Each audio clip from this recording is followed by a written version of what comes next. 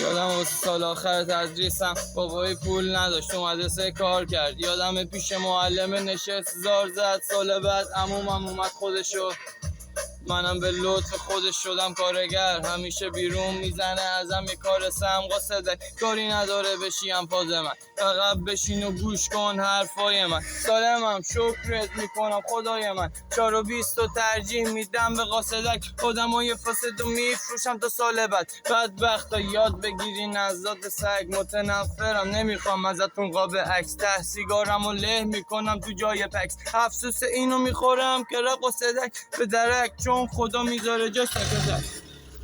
بعد پاچیدم کله خرابه، بچمالیدم با اینکه وضعم خرابه. حتی اولی زفتم بودم کلافه، واسه دوست داشتناها تیزیم غلافه.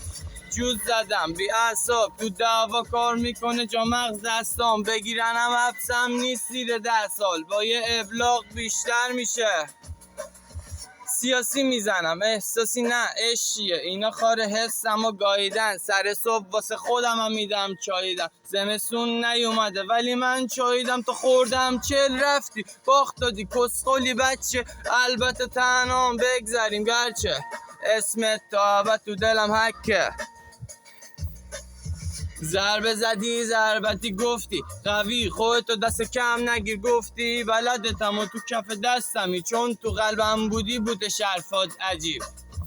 بعد توست کریم هوامو داره، میدونه که کیو جای من بیاره. تو جایی میری که بشی استفاده، منم هر جایی هم میکنم استفاده. راستی تو محلتون دادن افتخاره، اصلا کیم تو خودتو امکاناتت. من چیزی که کم دارم امکانات تو، هر روز کم میشه از افتخارت.